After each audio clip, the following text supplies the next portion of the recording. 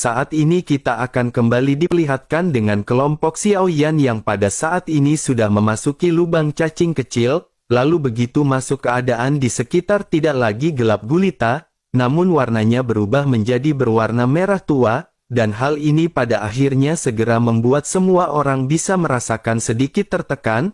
Pada saat ini mereka tidak mengandalkan kecepatan untuk menang karena di sini ada labirin yang sangat besar. Meskipun jalur mereka lurus ke depan tetapi jika rutenya salah mereka tetap akan kembali ke titik awal. Pertama-tama mereka harus keluar dari labirin dan lubang cacing ini, dan yang kedua mereka harus memiliki kartu energi, karena jika mereka tidak memegang kartu energi meskipun mereka dapat pergi ke bintang Hongmeng, maka mereka tetap saja tidak akan dapat berpartisipasi dalam turnamen 10.000 alam. Dauntless Art atau Fearless Art pada saat ini menggantung di ruang yang tidak diketahui.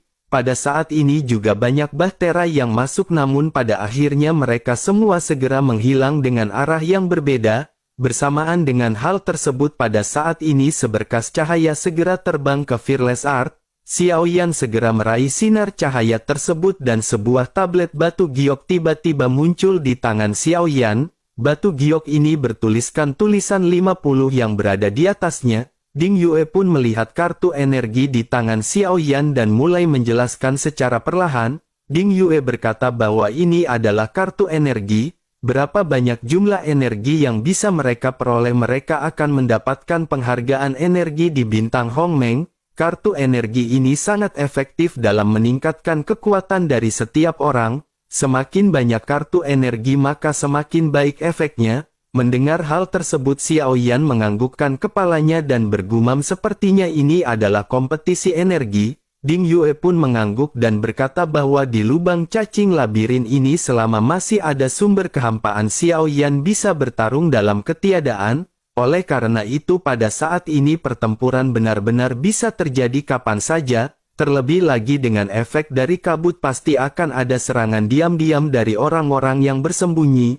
Oleh karena itu pada saat ini mereka benar-benar harus semakin berhati-hati. Xiaoyan pun menyipitkan matanya dan pada saat yang bersamaan Xia Zhenghui tiba-tiba berdiri. Pada saat ini di sekitar Fearless Art banyak sosok muncul satu demi satu. Pada akhirnya ada sekitar 20 orang yang segera mengepung kelompok Xiaoyan dan yang lainnya. Tatapan Xiaoyan menyapu mereka dan semua mengenakan jubah serta topeng hitam. Sebuah suara seketika terdengar dari sosok yang memimpin agar mereka menyerahkan energi milik mereka. Serahkan pil origin abadi juga jika mereka pada saat ini ingin selamat. Menanggapi hal tersebut Xiaoyan pada saat ini sedikit tersenyum dan menoleh ke arah timnya. Xiaoyan segera berkata sepertinya mereka telah diperlakukan seperti agar-agar yang lembek. Tampak pada saat ini mereka harus membuktikan kekuatan mereka. Mendengar apa yang dikatakan oleh Xiaoyan pada saat ini semua orang juga pada akhirnya bersemangat.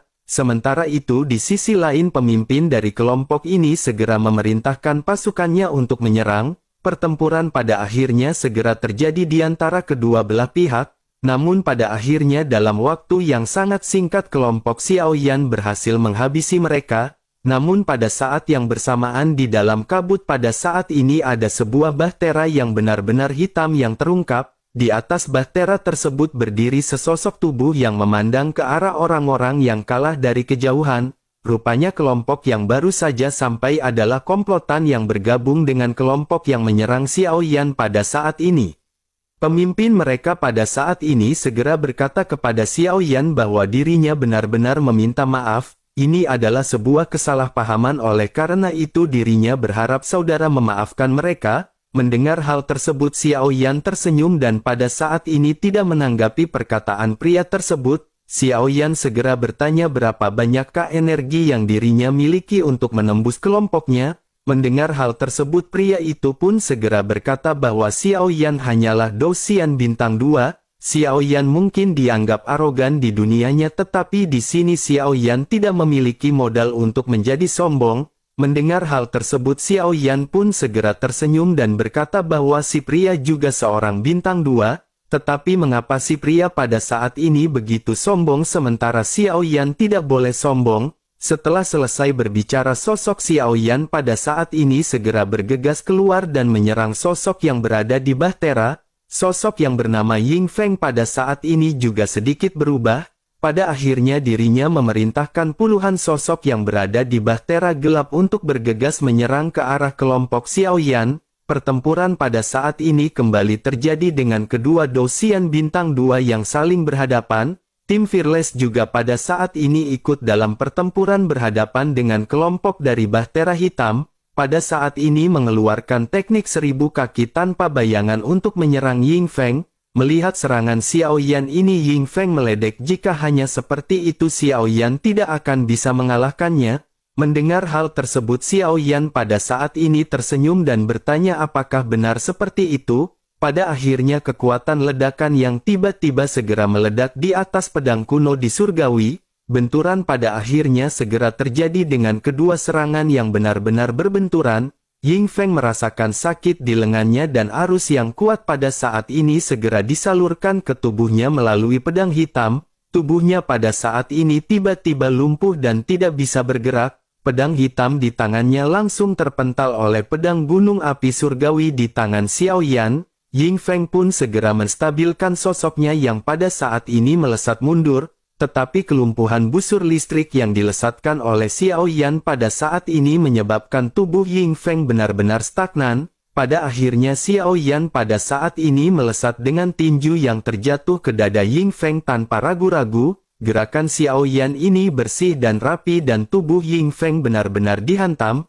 Ying Feng pada akhirnya melesat mundur dengan seteguk darah yang dimuncratkan dari mulutnya. Tubuhnya tiba-tiba jatuh ke atas bahtera, tapi dirinya pada saat ini segera menstabilkan tubuhnya. Namun pada akhirnya sosok Xiao Yan pada saat ini benar-benar sudah berada di hadapannya dengan tinju yang siap untuk dilesatkan. Ying Feng pada saat ini menyadari bahwa dirinya benar-benar akan mati jika dirinya bertempur dengan Xiao Yan. Pada akhirnya dirinya segera berteriak kepada Xiao Yan bahwa dirinya ingin meminta belas kasihan dari saudara Xiao Yan. Dirinya akan memberikan kartu energinya jika Xiao Yan menyelamatkan hidupnya. Ying Feng buru-buru mengeluarkan kartu energinya untuk melindungi tubuhnya sementara Xiao Yan pada saat ini seketika berhenti. Xiao Yan pun segera mengeluarkan kartu energi dan pada saat ini nilainya segera berubah dari 50 menjadi 100. Xiao Yan dengan dingin berkata hanya 50 energi saja tidak akan bisa menyelamatkan hidup dari Ying Feng. Ying Feng pun memandang ke arah Xiao Yan dan menyadari bahwa dirinya pada saat ini benar-benar terluka. Bawahannya juga pada saat ini dikelilingi oleh tim Xiao Yan dan benar-benar tidak bisa melawan. Situasinya tampaknya benar-benar sangat buruk dan jika pertarungan ini terus berlanjut Xiao Yan pasti akan membunuhnya, begitu juga dengan seluruh anggotanya. Pada akhirnya dirinya mau tidak mau segera mengeluarkan kartu energi lagi di tangannya. Kartu energi ini memiliki nilai 100 di atasnya dan pada saat yang sama nilai kartu energi di tangan Xiao Yan berubah menjadi 200. Mata Xiao Yan pada saat ini masih menatap ke arah Ying Feng sementara Ying Feng pada saat ini menjadi pucat. Sementara itu Ying Feng pada saat ini berkata bahwa dirinya benar-benar telah memberikan semuanya kepada Xiao Yan. Sementara itu Xiao Yan pada saat ini bersikap acuh tak acuh dan segera bertanya kepada Ying Feng apakah dirinya memiliki rute untuk menuju lubang cacing labirin ini. Ying Feng pun menganggukkan kepalanya dan berkata bahwa dirinya telah menghabiskan 50 energi untuk mendapatkan ini. Ying Feng pun segera mengeluarkan peta jalan tanpa penundaan lagi. Xiao Yan segera mengambil rute peta dan melihatnya sebelum akhirnya memandang ke arah Ying Feng dengan jijik. Xiao Yan melihat rute peta yang berantakan dan seperti digambar oleh seorang anak kecil. Xiao Yan yang segera bertanya kepada Ying Feng apakah pada saat ini dirinya benar-benar bercanda kepada Xiao Yan. Ying Feng dengan penuh ketakutan segera berkata bahwa itu memang benar. Lubang cacing labirin ini bisa berubah kapan saja dan perubahan seperti ini tidak dapat dikendalikan. Xiao Yan pun mendengus dingin dan memerintahkan Ying Feng untuk segera pergi. Xiao Yan pun segera kembali ke Fearless Art sementara Ying Feng pada saat ini segera mengajak kelompoknya untuk bergegas pergi. Sementara itu Xiao Yan pada saat ini tertawa dan berkata sepertinya ada banyak tim di lubang cacing berkabut ini.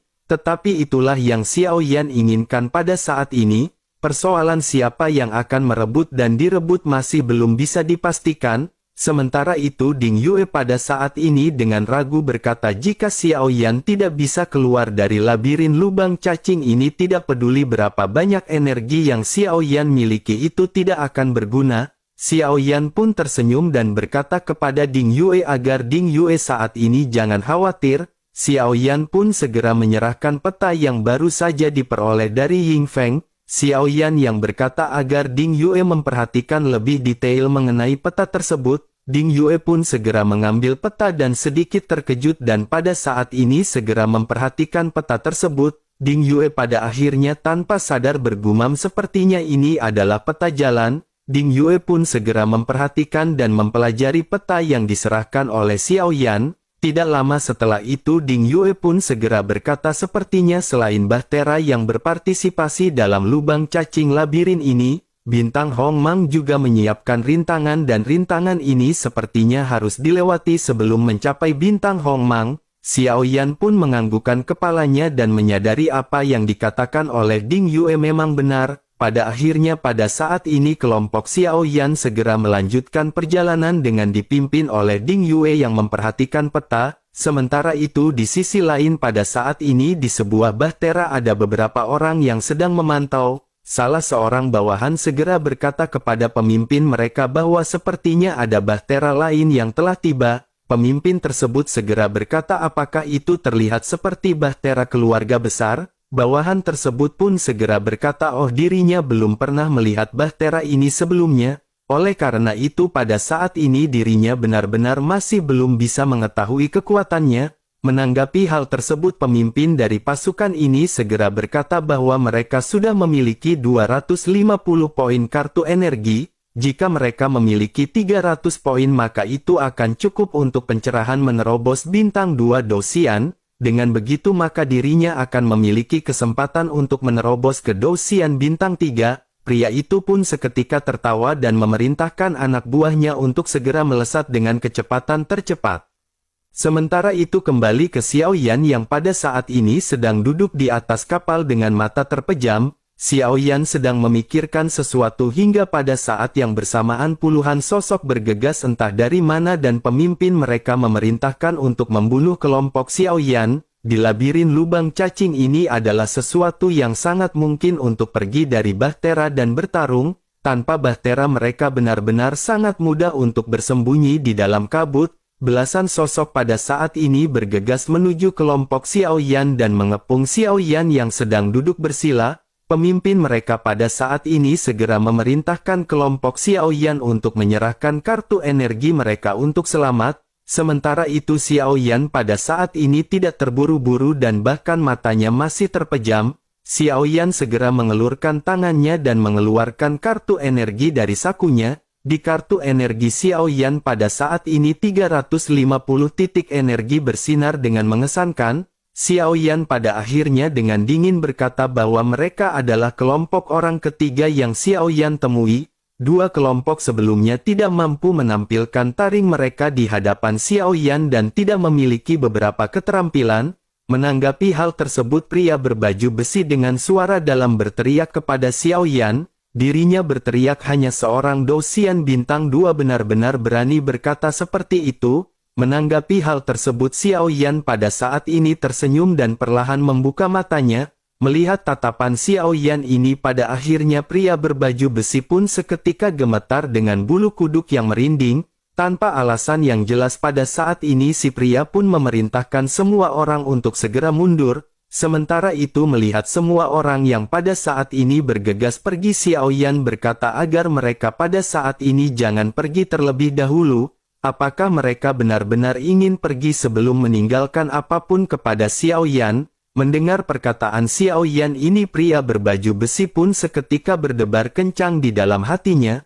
Rupanya si pria yang memimpin pasukan ini berada di tahap awal Dosian bintang 2. Sebelumnya dirinya benar-benar ditipu karena Xiao Yan telah menekan aura Dosian tahap menengah bintang 2 miliknya. Namun pada akhirnya dirinya pada saat ini benar-benar tidak bisa melarikan diri. Pria berbaju besi itu pun memasang ekspresi jelek di wajahnya ketika menoleh ke arah Xiao Yan. Sosoknya segera bertanya apa yang diinginkan oleh kelompok Xiao Yan. Xiao Yan pun tersenyum dan berkata apapun yang si pria pikirkan maka Xiao Yan akan melakukan hal tersebut. Pria berbaju besi pun seketika menyadari bahwa situasinya pada saat ini benar-benar menjadi semakin buruk. Pada akhirnya pria itu segera menawarkan harga kepada Xiao Yan 100 energi dan dirinya akan segera pergi. Xiao Yan pun tertawa dan berkata bahwa orang terakhir telah mengeluarkan 150 energi. Bukankah 100 energi ini benar-benar jauh lebih sedikit jika dibandingkan dengan harga sebelumnya?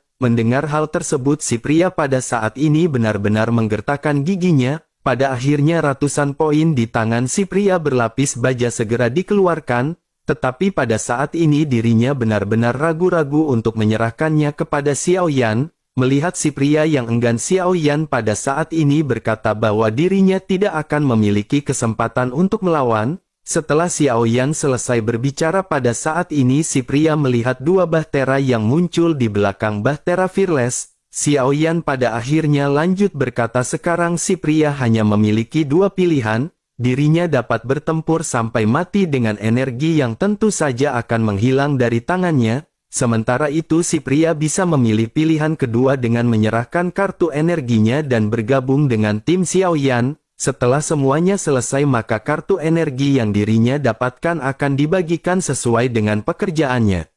Pria berbaju besi itu pun memandang ke arah Xiao Yan dengan serius dan bertanya bisakah dirinya mempercayainya. Xiao Yan segera berkata bahwa dirinya tidak memiliki pilihan pada saat ini, karena Xiao Yan telah mengatakannya. Tentu saja Xiao Yan juga tidak akan mengingkari perkataannya. Mendengar hal tersebut si pria pun sedikit tertarik dan lanjut bertanya kepada Xiao Yan. Dirinya bertanya siapa kata target yang pada saat ini akan dikejar oleh Xiao Yan. Xiao Yan pun tersenyum dan berkata bahwa dirinya telah mendapatkan kabar, konon ada grup bernama Dinasti Kemarahan Perang yang tidak jauh dari keberadaan mereka. Kelompok ini khusus mencegat dan membunuh bahtera yang berkeliaran sendirian. Mendengar hal tersebut ekspresi pria berbaju besi pada saat ini sedikit berubah. Pria berbaju besi itu pun menggelengkan kepalanya setelah mendengar nama Dinasti Kemarahan Perang. Dirinya pada akhirnya lanjut berkata bahwa dirinya bisa menyerahkan kartu energi miliknya, tetapi setelah itu dirinya tidak akan ikut serta dalam permasalahan ini. Si pria pun segera menyerahkan 200 titik energi kepada Xiao Yan dan menatap dalam-dalam. Si pria pun lanjut berkata tentu saja Xiao Yan memiliki beberapa keterampilan, tetapi jika Xiao Yan berhadapan dengan Dinasti Kemarahan Perang itu tidak akan mungkin. Terlebih lagi kelompok Dinasti Kemarahan Perang sudah terlalu lama berada di labirin lubang cacing ini, pondasinya benar-benar bukanlah sesuatu yang bisa digoyang oleh untuk Xiao Yan. Setelah selesai berbicara si pria pun segera melambaikan tangannya dan pada saat ini segera membawa kelompoknya pergi. Pada akhirnya kelompok si pria pun segera menghilang di telan kegelapan meninggalkan kelompok Xiao Yan sendirian. Sementara itu pada saat ini di belakang Xiao Yan juga ada dua wajah aneh dan kedua orang ini adalah lawan Xiao Yan yang telah dikalahkan Xiao Yan sebelumnya. Mereka pada akhirnya juga ditarik ke dalam kelompok Xiao Yan untuk membentuk sebuah tim. Lebih aman bagi mereka di dalam kabut ini dengan membentuk tim dengan banyak orang. Pada akhirnya mereka dapat mengalahkan lebih banyak tim dan dengan demikian itu berarti lebih banyak kartu energi. Pada akhirnya seorang pria yang berada di belakang Xiao Yan yang bernama Duke segera mulai berbicara. Dirinya berkata bahwa pemimpin dari Dinasti Kemarahan Perang dikatakan telah diberdayakan oleh energi sepanjang tahun. Kekuatannya telah meningkat ke tahap menengah dari Dosian Bintang 3. Selain itu ada lebih dari 100 orang anak buah yang dimilikinya. Dengan begitu maka resiko dari pertempuran ini agak cukup tinggi. Mendengar hal tersebut Xiao Yan pun menoleh ke arah sosok Duke yang merupakan puncak Dosian Bintang 1, sementara itu pria lain yang bernama Yuan Chang juga pada saat ini segera berbicara. Dirinya berkata apa yang dikatakan oleh Duke itu memang benar, tenaga yang pada saat ini berada di kelompok mereka hanya sekitar 30 orang, jika mereka ingin melawan kelompok Dinasti Kemarahan Perang kemungkinan kemenangannya terlalu kecil. Mendengar hal tersebut Xiao Yan pun menganggukkan kepalanya tetapi Xiao Yan tidak membalas perkataan mereka. Xiao Yan pada saat ini segera bertanya bahwa dirinya ingin tahu berapa banyak energi yang dimiliki oleh dinasti kemarahan perang. Setelah selesai berbicara Xiao Yan pun segera mengeluarkan 500 poin kartu energi miliknya. Baik Duke maupun Yuan Chang pada saat ini tampak iri di mata mereka melihat 500 poin. Jumlah tersebut benar-benar merupakan hal yang banyak bagi mereka untuk dibagi dua. Duke pada akhirnya segera pulih dan berkata bahwa dirinya telah mendengar mereka memiliki ribuan titik energi di tangan mereka. Dibutuhkan 300 poin untuk pencerahan Dosian Bintang 2. Konon pemimpin dari dinasti kemarahan perang terakhir kali mendapat pencerahan Bintang 3. Oleh karena itu dirinya membutuhkan 600 titik energi dan kali ini dirinya telah menerobos ke Bintang 3. Oleh karena itu secara alami dirinya akan bisa menjarah lebih banyak titik energi pada saat ini. Mendengar hal tersebut Xiao Yan kembali menganggukkan kepalanya dan sedikit merenung. Setelah itu Xiao Yan lanjut berkata bahwa itu hanyalah Dosian Bintang 3 dan seharusnya bisa dibunuh. Memikirkan hal ini mata Xiao Yan pun bersinar terang seolah-olah Xiao Yan sedang memikirkan sesuatu. Pada akhirnya Xiao Yan lanjut berkata bahwa mereka memiliki lebih dari 30 orang di sini. Xiao Yan pada saat ini memiliki rencana dan tentu saja resikonya juga besar. Namun untuk menjadi pemenang bukankah tidak ada jalan yang mudah untuk ditempuh? Mendengar hal tersebut Duke dan Yuan Chang memandang ke arah Xiao Yan pada saat yang bersamaan dan bertanya strategi apakah itu. Xiao Yan pada akhirnya menjelaskan strateginya dan berkata bahwa mereka harus menjebak 100 orang lainnya. Setelah itu maka Xiao Yan akan bisa bertarung melawan pemimpin dinasti kemarahan perang sendirian. Mendengar apa yang dikatakan oleh Xiao Yan ini Duke pada saat ini benar-benar tertegun. Yuan Chang juga pada saat ini mengerutkan kening dan berkata dengan kekuatan mereka pada saat ini akan sangat sulit dan hampir mustahil untuk menjebak mereka semua. Menanggapi hal tersebut Xiao Yan pun tersenyum dan pada saat ini memperhatikan Xia Zhenghui yang berpura-pura mati. Xiao Yan pada akhirnya berkata bahwa hal itu belum tentu. Xiao Yan segera memanggil Xia Zhenghui dan berkata jika mereka membuat ilusi yang dapat menjebak ratusan orang di lubang cacing ini apakah Xia Zhenghui pada saat ini bisa melakukannya? Mendengar hal tersebut pada akhirnya Xia Zhenghui pun segera berdiri dan hal itu mengejutkan Duke dan Yuan Chang.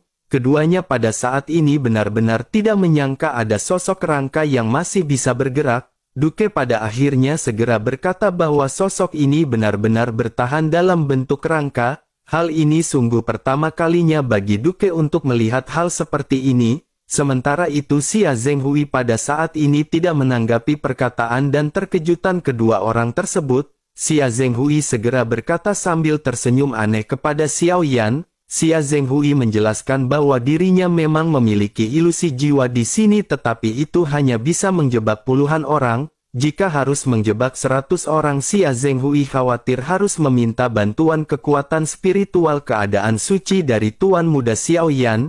Jika mereka bekerja sama maka ada kesempatan bagi mereka untuk melakukan hal tersebut. Tetapi meskipun begitu bagi seorang Dosian Bintang 2 mereka tidak akan terjebak terlalu lama. Ketika mendengar Xiao Yan memiliki kekuatan jiwa keadaan suci baik Duke dan Yuan Chang pada saat ini melihat Xiao Yan dengan tatapan heran, pada akhirnya mereka mengerti mengapa Xiao Yan memiliki kepercayaan diri untuk bertempur melawan Dosian Bintang 3, sementara itu Xiao Yan pada saat ini segera berkata kepada semua orang. Xiao Yan menjelaskan jika pihak lain tahu bahwa Xiao Yan memiliki 500 titik energi di tangannya tentu saja mereka akan jatuh ke dalam perangkat dan itu merupakan langkah pertama. Mendengar hal tersebut Duke dan Yuan Chang pada saat ini segera tersadar dan bertanya seberapa percaya dirikah Xiao Yan. Xiao Yan pun lanjut menjelaskan bahwa jika mereka bisa menghandle 100 orang ini maka Xiao Yan memiliki kepercayaan diri 50%. Mendengar hal tersebut pada saat ini keduanya benar-benar sangat bersemangat. Mendengar 50% ini ekspresi Duke dan Yuan Chang meningkat pesat. Setidaknya kepastian 50% ini bagi mereka dapat dianggap sebagai sesuatu yang menjanjikan. Pada akhirnya keduanya pun segera berkata jika ada kemungkinan 50% mereka akan siap untuk bertempur. Melihat hal tersebut Xiao Yan pun mengangguk dan pada saat ini menghela nafas lega. Xiao Yan berpikir jika mereka menambahkan pasukan yang sebelumnya tentu saja mereka akan memiliki persentase kemenangan yang lebih besar.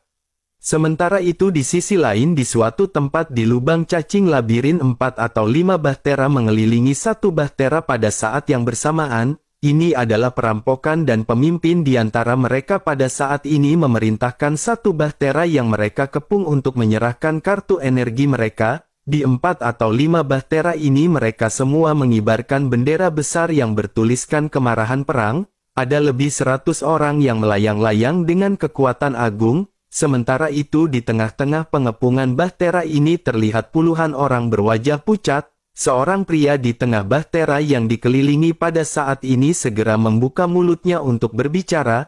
Dirinya berkata bahwa mereka saat ini ingin pergi ke Bintang Hongmeng untuk mengikuti kompetisi. Mendengar hal tersebut pada saat ini ledekan dari kerumunan orang-orang dinasti kemarahan perang segera terdengar. Salah seorang di antara mereka berkata bahkan bahtera ini tidak bisa melewati kelompok mereka, bagaimana mungkin mereka masih bisa berpartisipasi dalam kontes 10.000 alam? Mendengar hal tersebut pria yang memimpin bahtera yang dikepung pada saat ini menyadari bahwa situasinya pada saat ini benar-benar buruk, dirinya pada akhirnya segera berkata bahwa mereka hanya memiliki 100 poin energi di tangan dan mereka bisa mengambilnya. Menanggapi hal tersebut seorang pria paruh baya dari dinasti kemarahan perang segera berbicara. Dirinya berkata bahwa pria ini adalah orang yang mengetahui keadaan saat ini, tetapi dirinya khawatir dengan 100 poin energi ini tidak akan dapat membeli nyawa mereka. Mendengar hal tersebut Fang Zhao pun pada saat ini segera mengerutkan keningnya. Dirinya berkata sepertinya mereka tidak akan membiarkan kelompok Fang Zhao pergi hidup-hidup. Sepertinya baik mereka menyerahkan energi ataupun tidak mereka benar-benar akan membunuh kelompoknya. Menanggapi hal tersebut pria paruh baya itu pun seketika tertawa dan berkata jika dirinya bisa menerima 3 pedangnya maka dirinya akan melepaskan mereka dan mereka benar-benar bisa untuk segera pergi.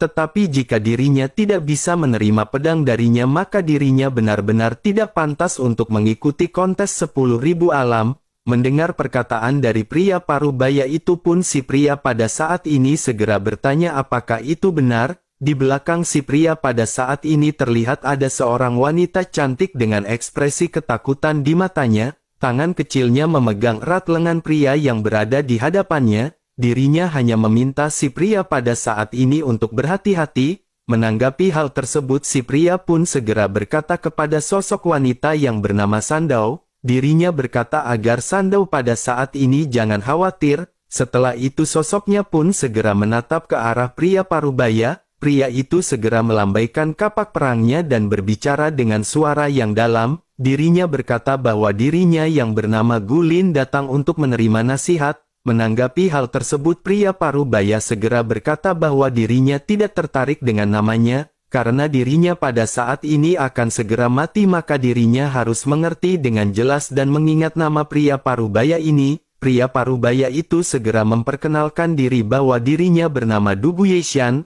Setelah berbicara pada saat ini dirinya menunjukkan ekspresi haus darah.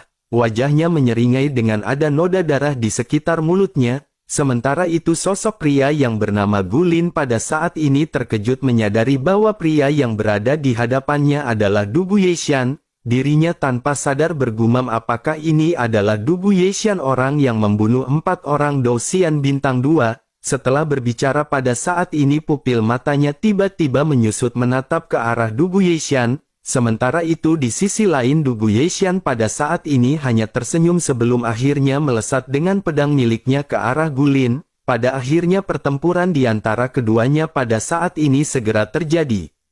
Lesatan pedang pertama pada saat ini segera melesat ke arah Gulin. Benturan pertama ini benar-benar membuat Gulin pada saat ini merasa kesusahan. Pada akhirnya Gulin berhasil melewati pedang pertama dan pada saat ini pedang kedua segera kembali dilesatkan. Gulin seketika menyadari bahwa kekuatan lesatan pedang kedua ini lebih kuat. Gulin pada akhirnya benar-benar tidak bisa bertahan dan benar-benar kewalahan. melihat Gulin yang pada saat ini benar-benar kesulitan. Wanita yang berada di bahtera pun seketika berteriak. Gelombang kuat meletus dari tubuhnya untuk sesaat dan tubuh dari Du Guoyixian pada saat ini sedikit terhenti. Du Guoyixian tiba-tiba menoleh dan menyipitkan matanya dan tanpa sadar bergumam bahwa itu adalah aura yang sangat kuat. Merasakan aura yang baru saja melonjak, Du Guoyixian berkata sepertinya kekuatan wanita ini setidaknya mencapai bintang 4 Dosian, tetapi Du Guoyixian memandang wanita itu dan menunjukkan keraguan. Dengan hati-hati dirinya merasakan kekuatan wanita tersebut dan kekuatan wanita ini hanyalah seorang Dosian bintang 1. Du Guoyixian pun berpikir mungkinkah ini adalah sebuah ilusi. Pada akhirnya dirinya segera menenangkan dirinya dan mulai kembali melesat ke arah Gulin. Pedang kedua pun benar-benar dilesatkan dengan Du Guoyixian yang pada saat ini tertawa terbahak-bahak. Pada akhirnya di tengah-tengah benturan ini terdengar suara robekan di antara daging dan darah di perut Gulin pada saat ini langsung terkoyak dan mata Gulin ketika memerah. Seteguk darah tiba-tiba memuncrat dengan Gulin yang pada saat ini benar-benar terluka. Melihat hal ini mata wanita itu pun seketika berkaca-kaca. Dirinya pada akhirnya segera meneriakkan nama saudaranya dan pada saat ini auranya kembali meledak. Tubuh semua orang yang berada di sekitar juga segera dihancurkan hingga mati oleh kekuatan yang baru saja melonjak. Segera setelah itu sosok wanita itu pun melayang keluar dan mengangkat telapak tangannya. Telapak tangan besar setinggi ratusan meter segera terkondensasi di depannya dengan kekuatan yang sangat kuat. Wanita itu segera melesatkan telapak tangan tersebut kepada Du Guoyixian dengan keras dan Du Guoyixian pada saat ini benar-benar bercucuran keringat. Dirinya tanpa sadar bergumam sungguh sangat sial karena dirinya tidak bisa bergerak. Namun pada akhirnya dengan seluruh kekuatannya Du Guoyixian pada saat ini benar-benar berhasil melepaskan diri. Dirinya pada akhirnya segera melesat tetapi pada saat ini dirinya masih terkena pukulan dari telapak tangan. Seteguk darah segera dimuntahkan dan matanya pada saat ini langsung memerah. Du Guoyixian pun segera menoleh ke arah gadis tersebut dan bergumam membawa kekuatannya berada di bintang 4 Dosian dan bagaimana mungkin ini bisa terjadi. Sementara itu di sisi lain wanita itu pun memeluk Gulin yang terluka parah dan Gulin pada saat ini hendak memberikan beberapa instruksi, tapi tiba-tiba Gulin pun jatuh pingsan dengan aura yang pada saat ini menjadi semakin melemah. Wanita itu pun seketika menangis terseduh-seduh meratapi Gulin yang pada saat ini benar-benar jobrak. Sementara itu Du Guoyixian pada saat ini benar-benar menderita kerugian. Dirinya pada akhirnya memerintahkan semua pasukannya untuk segera mundur. Dirinya pun melambaikan tangannya tetapi pada saat yang bersamaan di antara bahtera dari dinasti kemarahan perang seorang pria datang perlahan dan melirik ke arah wanita yang memegang Gulin. Pria tersebut segera berkata bahwa wanita ini tampak sedikit agak aneh. Melihat sosok yang muncul semua orang segera menyadari bahwa itu adalah sosok pemimpin yang bernama Luo Lun. Tubuh Luo Lun pada saat ini segera bergegas dengan kelima jari yang terulur. Telapak tangannya berubah menjadi cakar dan dirinya segera meraih wanita tersebut dengan ganas. Sementara itu ekspresi dari wanita yang baru saja mengeluarkan kekuatannya pada saat ini tiba-tiba terlihat seperti seorang penakut. Auranya pada saat ini hanya berada di sekitar Dosian bintang 1. Wanita itu pada akhirnya memejamkan matanya seolah-olah dirinya bersiap untuk menerima kematiannya. Pada akhirnya sosok Luo Lun pun sudah berada di hadapan wanita tersebut. Tetapi saat cakar hendak mencabik-cabik wanita tersebut pada saat yang bersamaan semburan api segera muncul di antara kabut gelap. Area di sekitar tiba-tiba diterangi oleh pilar api dan Luo Lun pada saat ini tiba-tiba terkejut. Mau tidak mau dirinya segera memutar tubuhnya dengan paksa untuk menghindari serangan pilar api. Setelah dirinya mundur dan menstabilkan sosoknya pada akhirnya, setelah Luo Lun menstabilkan tubuhnya dirinya pun segera berteriak dengan marah, siapakah yang berani ikut campur permasalahannya dalam menculik janda Tobrut? Setelah itu dirinya segera menatap ke arah pilar api di kejauhan dan melihat sebuah bahtera yang tersembunyi di balik kabut. Sementara itu di sisi lain di dalam bahtera yang tersembunyi pada saat ini terdengar suara yang berkata bahwa ini adalah perampokan para Tobrut atau naga bonar.